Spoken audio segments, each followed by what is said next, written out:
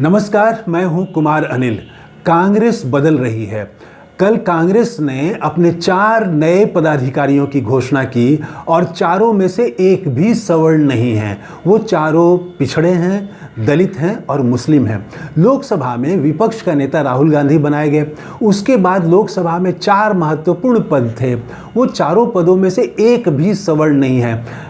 कांग्रेस ने कल उपनेता का, लोकसभा में उपनेता गौरव गोगोई को बनाया। वो जोरहट सीट से, असम के जोरहट से चुनाव जीते हैं और वो तीसरी बार चुनाव जीत के आए हैं। हालांकि इससे पहले वो जोरहट में से चुनाव नहीं लड़ते थे, वो दूसरी सीट से लड़ते थे। इस बार उन्होंने जोरहट से चुनाव लड़ा और ये जो हैं ये अहोम जाति के हैं। तो अहोम जाति जो है वो ओबीसी जाति में आती है असम में, और जोरहट में अहोम की आबादी ज़्यादा है। भाजपा को हरा के वहाँ से ये चुनाव जीते हैं। भाजपा के जो प्रत्याशी थे वो भी अहोम जाति के ही थे। तो ये 44 वर्ष उम्र है इनकी। तो ये गौरव गोगोई है, ओबीसी हैं। इसके बाद 3 और महत्वपूर्ण पदाधिकारी कांग्रेस ने नियुक्त किए। वो है चीफ विप और 2 विप बनाए।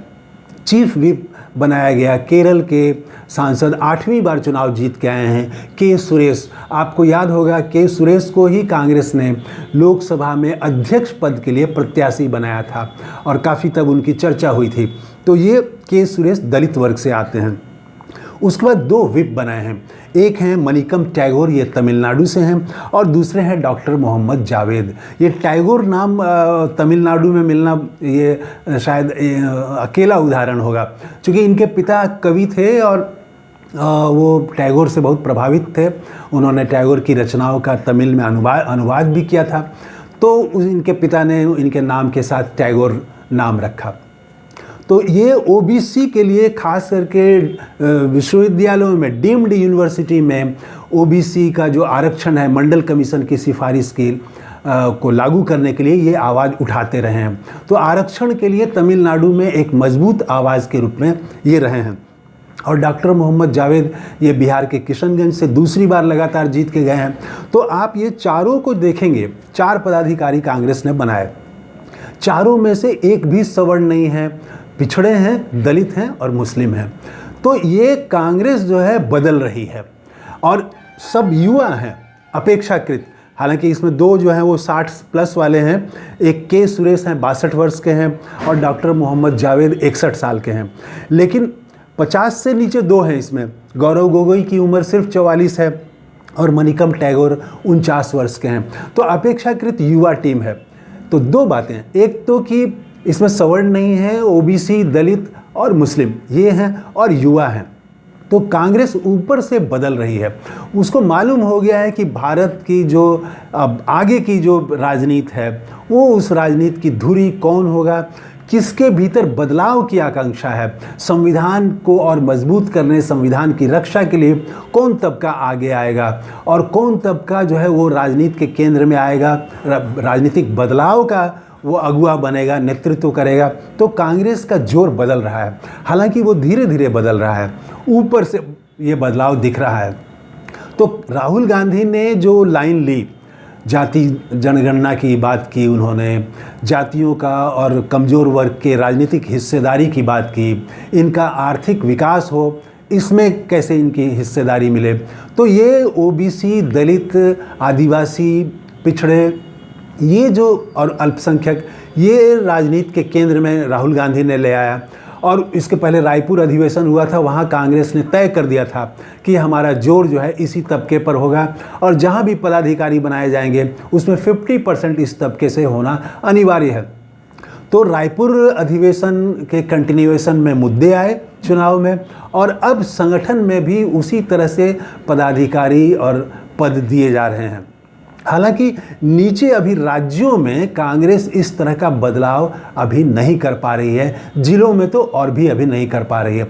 तो कांग्रेस को अभी लंबा सफ़र तय करना है, लेकिन ऊपर से बदलाव शुरू हो चुका है और कांग्रेस ने संदेश देना शुरू कर दिया है कि वो किधर जा रही है कांग्रेस, उसकी राजनीति के केंद्र में कौन है। और आज नहीं तो कल फिर राज्यों में भी बदलाव दिखेगा। आप देखेंगे कि झारखंड हो, बिहार हो, उत्तर प्रदेश हो, इन तीनों जगह जो प्रदेश अध्यक्ष हैं वो सवर्ण जाति के हैं। तो आज नहीं कल ये रिप्लेस किए जाएंगे, यहाँ पर दलित, ओबीसी और माइनॉरिटी के लोग आज नहीं तो कल आएंगे लोग। तो पदाधिकारियों में भी नीचे राज्यों में बदलाव एक आने वाले दिनों में दिखेगा। आप देखिए दूसरी पार्टियां इस मामले में, जैसे जदयू, जनता दल यू बिहार का, वो तो नीतीश कुमार ने जाति जनगणना कराई और उसके बाद वो पार्टी का कार्यकारी अध्यक्ष बनाए संजय झा को, वो केंद्र में मंत्री बनाए ललन सिंह को मंत्री बनाया उन्होंने। तो उनका एम्फेसिस अभी जो है वो कुछ अजीब तरह का है वो। तो खैर अभी तो उनको बहुत झटका भी लगा है रुपौली में, वहाँ पर ये पूरी चर्चा है इस बात की कि वहाँ सवर्णों का वोट, भाजपा का जो आधार वोट है वो जदयू को ट्रांसफ़र नहीं हुआ। और अभी जो बाकी उपचुनाव होने वाले हैं वहाँ भी जदयू को शायद झटका लगे। जैसे बिहार में एक बेला सीट है, वहाँ पर भी उपचुनाव होगा।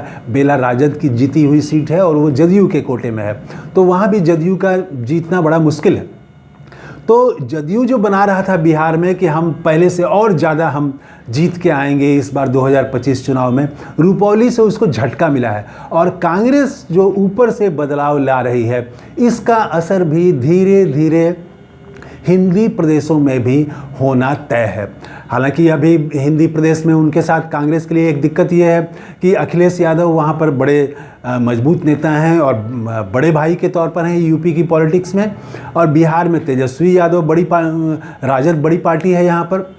तो यहाँ पर ये देखना होगा कि कांग्रेस कैसे अपनी दिशा के अनुकूल यहाँ पर भी नेतृत्व परिवर्तन करती है, यहाँ भी अपने जनाधार का विस्तार करती है, कैसे वो एजेंडा उठाती है, ये सब देखने वाली बात है। लेकिन कांग्रेस ऊपर से बदल रही है।